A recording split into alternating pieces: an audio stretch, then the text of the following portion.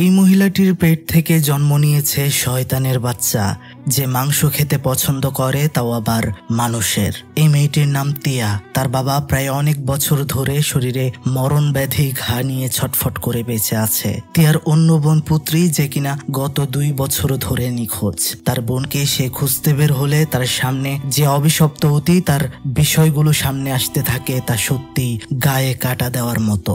তারপর কি হয় এর বেশি কিছু বলতে চাইছি না, শুধু বলবো এই ঘটনাটি আপনাকে একটু বোর করবে না। এক্সপ্লেইন করতে যাচ্ছি ইন্দোনেশিয়ান মুভি তুম্বাল কাঞ্চেং ইভলিস।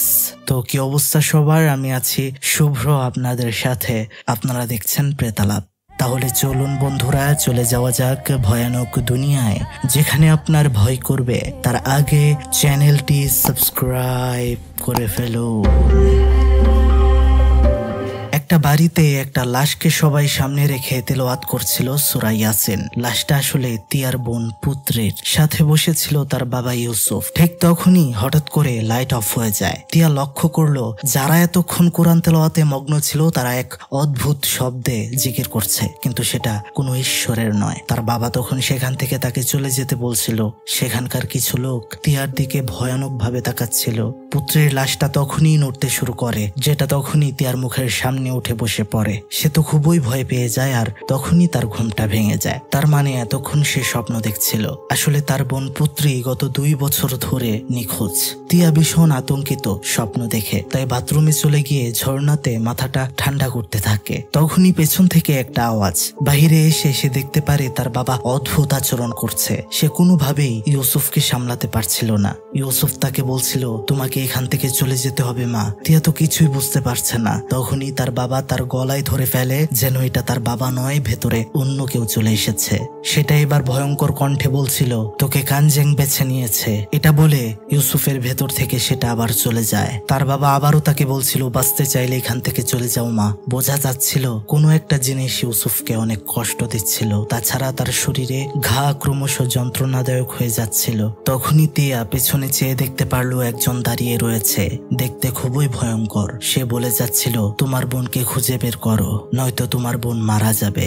সে কি করবে বুঝতেই পারছিল না। ফোন করে কাউকে এখানে ডাকতে চায় সাহায্যের জন্য, কিন্তু ফোন থেকেও সেই একই আওয়াজ, তোমার বোনকে খুঁজে বের করো। এরপরে আমরা জানতে পারি তিয়ার বোন পুত্রী সে আসলে নিখোঁজ হয়েছিল শহরে কলেজে পড়তে গিয়ে। আমরা তিয়াকে দেখতে পারি যে কিনা বাসে করে শহরে রওনা দিয়েছে, আর সে কলে কথা বলছিল হাসপাতালে, যেখানে তার বাবা ইউসুফকে সে ভর্তি করে এসেছে। সে বলছিল, আপনারা বাবার ঠিকঠাক ভাবে খেয়াল রাখবেন, আশা করছি সব রকমের চিকিৎসা যেন হয়। কোনো টাকা পয়সা দরকার হলে আমি পাঠিয়ে দেব। তার হাতে তখন আমরা একটা ছবি দেখতে পারি, যেখানে তার বোন শহরে এসে কোন বাড়িটাতে থাকতো সেটা দেখা যায়। তিয়ার গন্তব্য এখন সেই বাড়ি। বাস থেকে নেমে সে একটা লোককে জিজ্ঞেস করে এই বাড়িটার বিষয়ে। লোকটি বলল, হ্যাঁ তিনি চেনেন। ওই লোকের মোটর সাইকেলে করেই সে সেই বাড়িতে যেতে শুরু করে। যাওয়ার পর বাড়িটা দেখে তিয়া বুঝতে পারে এখানে আর কেউ থাকে না, অনেকদিন জঙ্গলে ভরে গিয়েছে। পেছনে থাকা লোকটা তখন তাকে বলে, আচ্ছা আপনি তো পড়তে এসেছেন তাই না? তাহলে ক্যাম্পাসের আশেপাশে আমি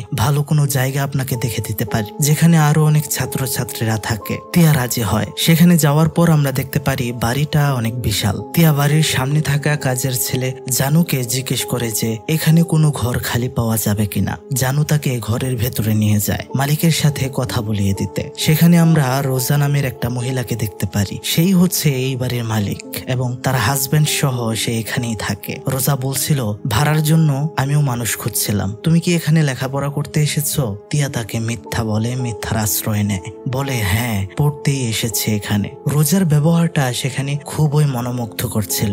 তিয়াকে সে একটা রুম দেখায়। তিয়ার সেখানে একটা বিষয়ে অবাক লাগে, সেটা হচ্ছে এই বাড়িটা এত সুন্দর কিন্তু রুমের বেতনগুলো খুবই অল্প। সেখানে রোজার হাজবেন্ড জেফরির সাথে তার পরিচয় হয়। তিয়ার জিনিসপত্রগুলো জানু যখন ঘরে নিয়ে যাচ্ছিল, তিয়া তাকে জিজ্ঞেস করে, তুমি কতদিন ধরে এখানে কাজ করছো? জানু বলে, আমি অনেক দিন ধরেই এখানে আছি। তিয়া তখন তার বোনের ছবিটা দেখিয়ে তাকে বলে, তাকে কি কখনো দেখেছো? এদিকে জানু সরাসরি না করে দেয়। তিয়া পাশে দেখতে পারে একটা আজব ধরনের দরজা। সে জানুকে জিজ্ঞেস করে যে আচ্ছা এই দরজাটা দেখতে এমন কেন, ভেতরে কি রয়েছে? তখনই আমরা দেখতে পারি ভয়ঙ্কর একটা ছোট হাত, যে কিনা একটা ছোট্ট পুতুল দেয়ালের ওপাশ থেকে এদিকে রেখে দিল।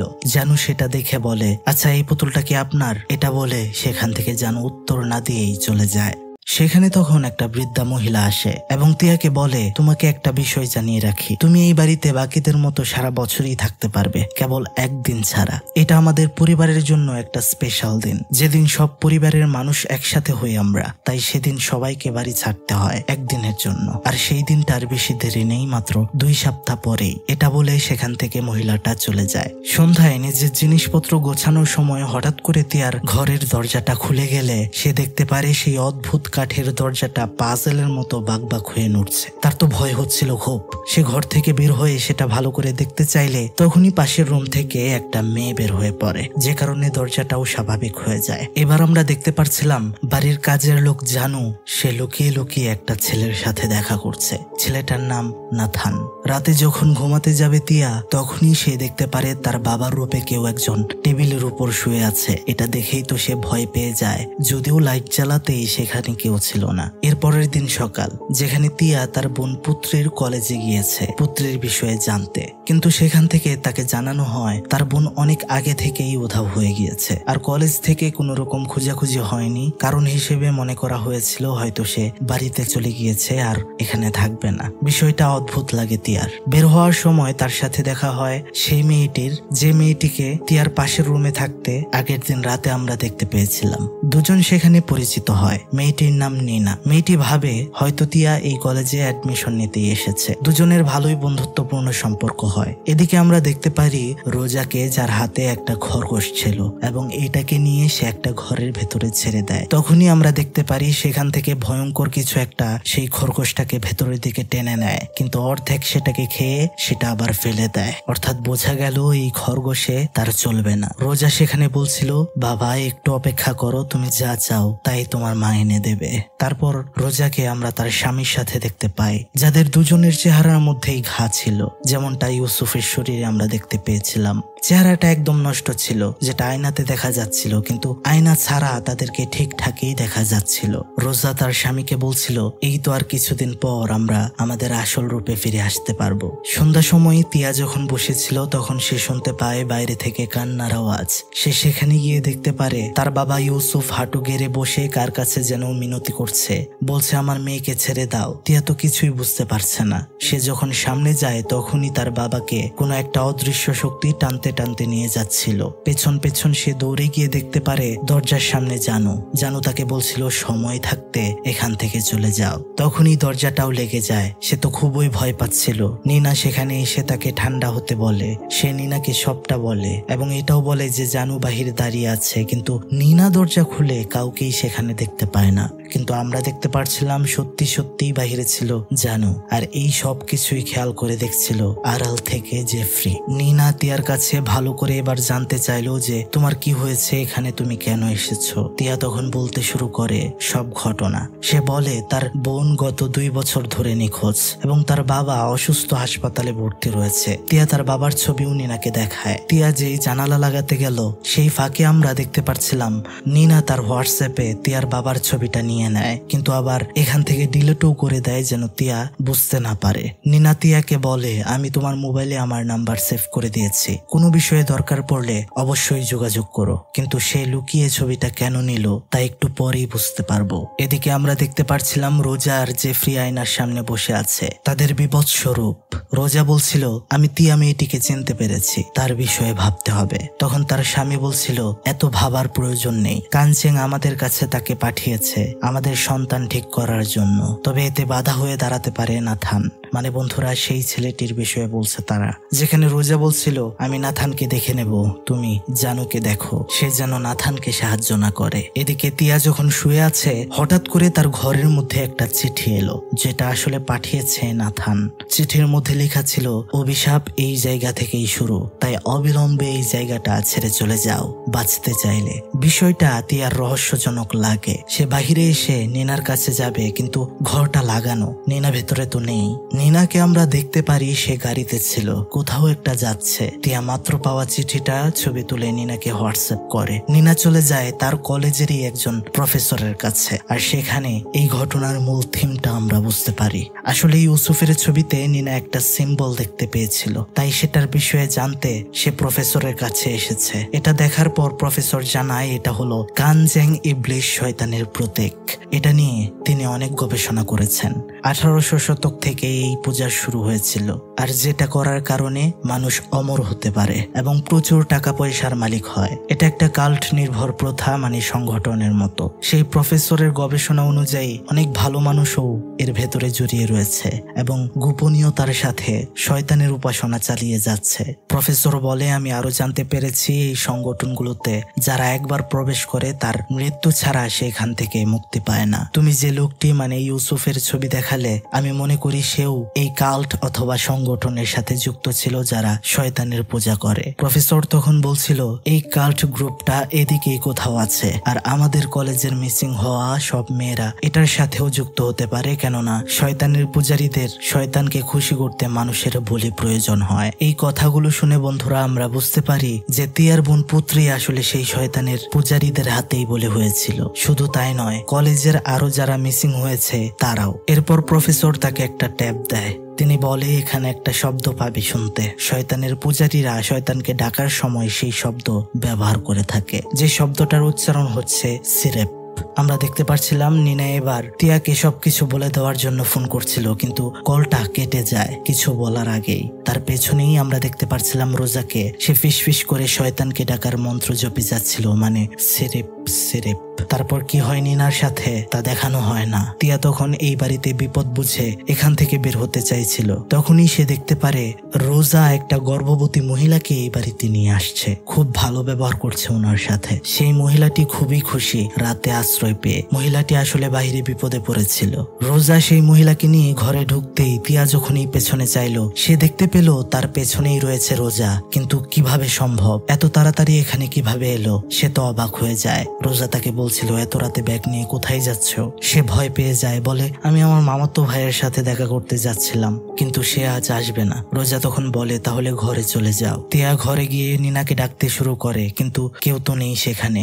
ঘটনার এই মুহূর্তে একটা ভয়ঙ্কর বিষয় আমরা দেখতে পারি জেফরি একটা মহিলার গা থেকে রক্ত মুছে দিচ্ছিল। রোজার কাছে একটা বাচ্চাকে দেখতে পারি আমরা, মানে এখানে বিষয়টা হলো একটু আগে যে গর্ভবতী মহিলাকে রোজা নিয়ে এসেছিল তার পেট কেটেই তারা দুইজন বাচ্চাটা বের করে ফেলেছে। কি ভয়ঙ্কর বিষয়, কিন্তু কেন করেছে এটা তারা? আমরা দেখতে পাচ্ছিলাম তারা ভীষণ খুশি এটা করে। এরপর দেখতে পারি সেই মহিলার পেট থেকে বের করে বাচ্চাটাকে নিয়ে রোজা একটা দরজার সামনে গিয়ে রাখে আর বলে, দেখো বাবা আমি কি পেয়েছি তোমার জন্য। এটা বলার সাথে সাথেই কিছু একটা সেখান থেকে এই বাচ্চাটাকে নিয়ে যায় আর অদ্ভুত ভাবে খেতে শুরু করে। রোজা বলছিল, তোমার আর এই অন্ধকারে থাকতে হবে না বাবা, তুমি খুব শীঘ্রই নাথানের মতো হয়ে যাবে। এখানে এই বিষয়টা ক্লিয়ার করি, এখানে রোজা যাকে মানুষ সহ অন্যান্য জন্তু জানোয়ারকে খেতে দিচ্ছে, এগুলো আসলে আর কেউ না, বরং তার বাচ্চাকে খাওয়াচ্ছে, যেটা কোনো স্বাভাবিক বাচ্চা না, একদম শয়তানের মতো। কিন্তু খুব শীঘ্রই তাকে মানুষ খাওয়ানোর জন্য সেটা নাকি স্বাভাবিক মানুষ হয়ে উঠবে। গল্প এগুলোই আমরা এটার বিষয়ে ভালো করে বুঝতে পারবো। এদিকে আমরা দেখতে পারি সেই বৃদ্ধা মহিলাটি সকল ছাত্রছাত্রীদেরকে এই বাড়ি ছেড়ে দিতে বলছে আজকে, কেননা আজকেই সেই দিন যেদিন তাদের বড় পরিবার একত্রিত হবে। তিয়াকে এদিকে হসপিটাল থেকে কল দিয়ে জানানো হয় যে আপনার বাবা ইউসুফের অবস্থা দিন দিন খারাপ হচ্ছে, তার ক্ষতগুলোতে এবার পোকা বাসা বেঁধেছে, কিন্তু আমরা জানি না এটা কিভাবে হলো। জানালায় তখনই একটা আওয়াজ। তিয়া গিয়ে দেখতে পারে সেখানে নাথান এসেছে। তাকে বলছিল আমাকে ফলো করো। বাহিরে নিয়ে গিয়ে বলছিল, তো আমি বলেছিলাম এই জায়গাটা তুমি ছেড়ে দিতে, কিন্তু কেন ছাড়লে না? তিয়া বলছিল আমার এখানে প্রয়োজন রয়েছে, আর তুমি চিঠিতে কি অভিশাপের কথা বলেছ? নাথান বলে, ধীরে কথা বলো, এখানে সবকিছুর কান রয়েছে। আমি জানি তুমি তোমার বোনকে খুঁজতে এসেছো। তিয়া বলে, আমার বোন কোথায়? নাথান তখন তাকে জানায়, তোমার বোন তো আগেই বলিদান হয়ে গিয়েছে, এমনকি এখন এটা নিনার সাথেও ঘটবে। তোমার মনে আছে এই বাড়িতে তোমাকে একটা লোক নিয়ে এসেছিল? সে কোনো সাধারণ লোক নয়, সে এভাবেই বাকিদেরকেও এখানে নিয়ে আসে বলি করার জন্য। বাঁচতে চাইলে এখনই চলে যাও এখান থেকে, তোমার বাবা এখান থেকে গিয়ে ভালো করেছে। তখন তিয়া বলতে থাকে, আমার বাবাকে তুমি কিভাবে জানো? নাথান তখন তিয়ার মুখ চেপে তাকে অজ্ঞান কান্না করতে থাকে আর বলতে থাকে, আমি পুত্রীকে বাঁচাতে পারিনি, কিন্তু তোমাকে হারাতে পারবো না। তারপর আমরা দেখতে পারি তিয়া তার রুমের সামনে সেই অদ্ভুত দরজাটার সামনে গিয়ে দাঁড়িয়ে আছে। দরজাটা খুলে গেলে ভেতরে প্রবেশ করে সে দেখতে পারে ভেতরেই বসে আছে পুত্রী, যে তার কাছে সাহায্য চাইছিল। সে তার বোনকে সাহায্য করতে গিয়ে গেলে তার বোন তার দিকে চাইতেই সে ভয় পেয়ে যায়, কারণ সেটা তো ছিল ভয়ঙ্কর রূপে পুত্রী। সেটা একটা আলমারির দিকে তাকে দেখাচ্ছিল। আর তখনই তার জ্ঞান ফিরে আসে। সে নিজেকে আবিষ্কার করে একটা বাসের মধ্যে, অর্থাৎ নাথান তাকে এখান থেকে পাঠিয়ে দিচ্ছে এবং তার হাতে একটা চিঠি দিয়ে গেছে, যেটার মধ্যে লেখা, এখান থেকে চলে যাও আর স্বপ্নগুলো উপেক্ষা করো। তখনই সে তার সামনে সেই লোককে দেখতে পারে যে লোকটা তাকে এখানে নিয়ে এসেছিল। সেটা ভয়ঙ্কর রূপ ছিল, বলছিল তোমার ফ্যামিলিকে খোঁজ করো। এটা বলে সেটা আবারও উধাও হয়ে যায়। আমরা দেখতে পাচ্ছিলাম তিয়া তখন আবারও সেই বাড়িতে প্রবেশ করে লুকিয়ে লুকিয়ে, কেননা এখানে আজ কোনো ছাত্রছাত্রী থাকার পারমিশন নেই। সে চলে যায় নিনার রুমে। সেখানে স্বপ্নের মধ্যে তার বোন যে আলমারির দিকে তাকে দেখাচ্ছিল, সেই আলমারিটাই সে সেখানে পায়। সে আলমারিটা খুলে ভেতরে চেক করতে শুরু করে। ভেতরে কিছু না পেয়ে আলমারিটা সরিয়ে পেছনে এসে অনেকগুলো লেখা দেখতে পারে, যেখান থেকে সে জানতে পারে অদ্ভুত এক জিনিস। সেখানে লেখা ছিল যে কানজ্যাং ইবলিশের সাথে যে একবার চুক্তি ভঙ্গ করে তার বংশ পর্যন্ত শেষ করে দেয় সেই শয়তান। আর এখানে সে আরো একটা বিষয় জানতে পারে, সেটা হচ্ছে তার বাবা ইউসুফ আর রোজার সন্তান হচ্ছে এই নাথান, মানে সম্পর্কে তার ভাই হয় নাথান। আর বর্তমানে রোজা আর জেফরি যাকে অন্ধকারে পেলে পুষে বড় করছে শয়তানের মতো দেখতে, সেটা হচ্ছে জেফরি আর রোজার বাচ্চা। এদিকে আমরা দেখতে পাচ্ছিলাম নাথান একটা ছুরি দিয়ে নিজেকে শেষ করার চেষ্টা করছিল। তখনই সেখানে তার মা রোজা আসে এবং তাকে বলে, তুমি তিয়াকে এখান থেকে বের করতে সাহায্য করছো তাই না?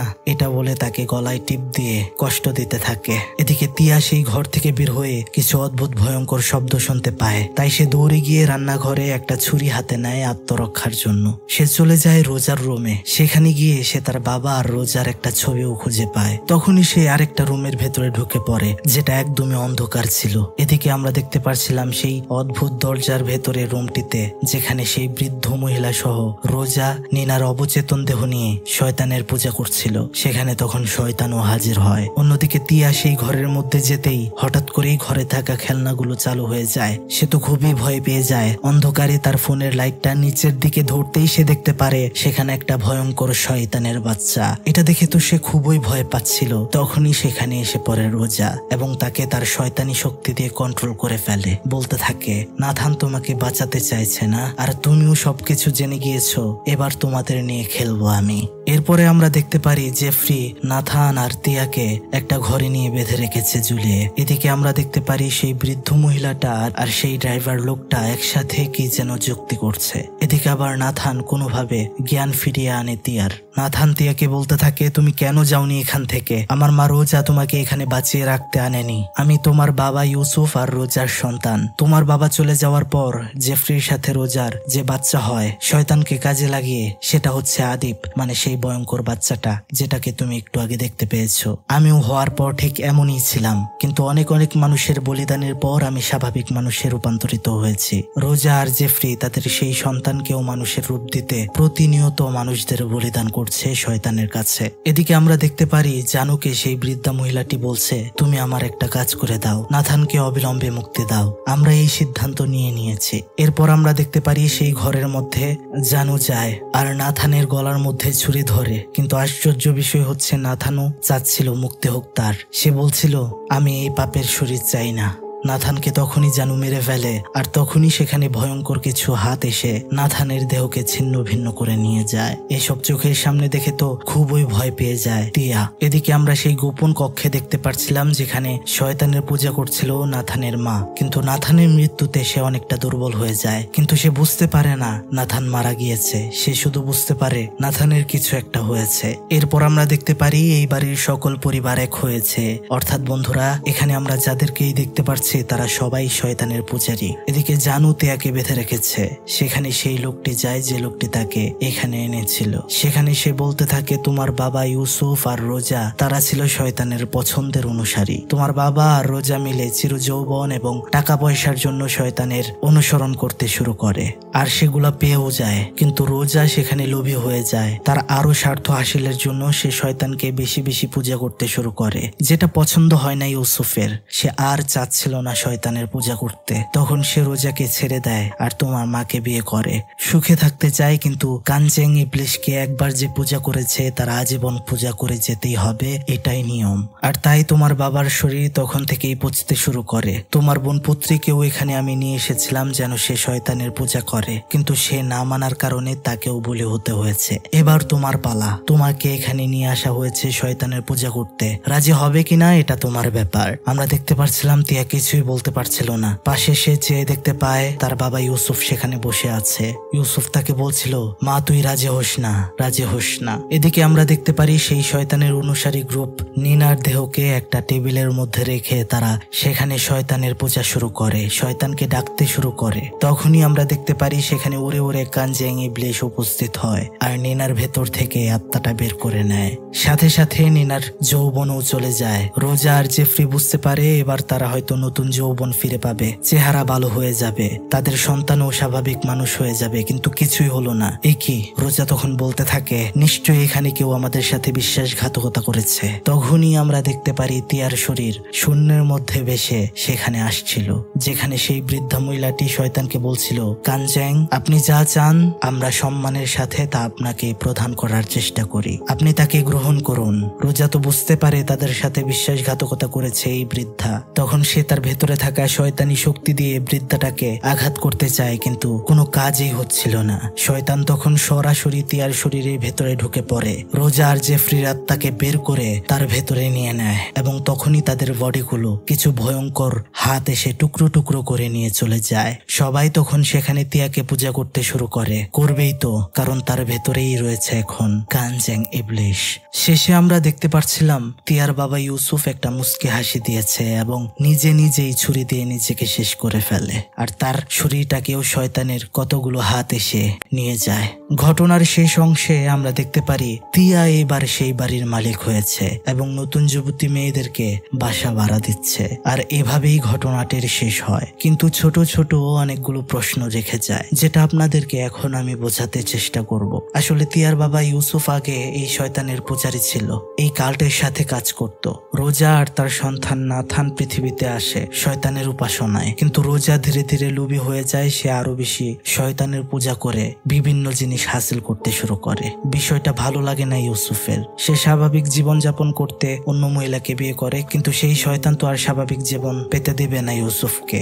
শয়তান ইউসুফকে তখন অত্যাচার করতে শুরু করে, তার শরীর ধীরে ধীরে পচতে শুরু করে, ঠিক যেমনটা আমরা জেফরি আর রোজার শরীরে দেখতে পারছিলাম। আসলে বন্ধুরা, শয়তানের পূজা এখানে যারাই করে তারা তো তাদের দুনিয়ার বাসনাগুলো ঠিকই পূরণ করতে পারে, কিন্তু তাদের শরীর পচতে শুরু করে। আর সেই শরীর ভালো করার জন্যই বিভিন্ন যুবতী মেয়েদেরকে বলিদান করতে হয় শয়তানের কাছে। যতদিন এটা করতে পারবে সেটা ততদিন করে তারা অমরত্ব লাভ করতে পারবে। এদিকে যেহেতু ইউসুফ ছিল শয়তানের প্রিয় অনুসারী, তাই ইউসুফের বড় মেয়ে পুত্রীকে কোনোভাবে সেখানে নিয়ে গিয়েছিল কাল্টের দল, আর তাকে বলা হয়েছিল শয়তানের পূজারী হতে, কিন্তু সে রাজি না থাকায় তার বলিদান হতে হয়েছে। আর শেষে তো আমরা দেখতে পারি তিয়ার ভেতরে শয়তান ঢুকেছে। এটা আসলে তিয়ার ইচ্ছাতেই হয়েছে, যেটা চায়নি তার বাবা। এ কারণেই তার ভেতর দিয়ে শয়তান পৃথিবীতে মানুষ রূপে এবার হাজির হতে পেরেছে। এবার বলতে পারেন ইউসুফ নিজে নিজে কেন মারা গিয়েছে। এটা এই কারণেই হয়েছে যে তার মেয়ে তিয়া শয়তানের কাছে তার আত্মাকে উৎসর্গ করেছে। ইউসুফের হিদায়াত হয়েছিল এবং সে পবিত্র পথে থাকতে চেয়েছিল, কিন্তু সেটা তার মেয়ে হতে দিল না, তাই সে নিজেই নিজে শেষ হয়েছে। বন্ধুরা, আশা করছি ঘটনাটি আপনারা বুঝতে পেরেছেন। আশা করি ভালো লেগেছে। যদি ভালো লেগে থাকে তাহলে অবশ্যই একটি লাইক করবেন, একটা কমেন্ট করে দেবেন এবং শেয়ার তো করবেনই, সাথে সাথে চ্যানেলটা সাবস্ক্রাইব করে নোটিফিকেশন বেলটা অল সিলেক্ট করে দেবেন। তাহলে এমনই নিত্য নতুন হরর ঘটনাগুলো আপনার কাছে পৌঁছে যাবে সবার আগে। তো বন্ধুরা, ভালো থাকবেন সবাই, ভালো রাখবেন সবাইকে। আজকের মতো বিদায় নিচ্ছি। আল্লাহ হাফেজ। আসসালামু আলাইকুম।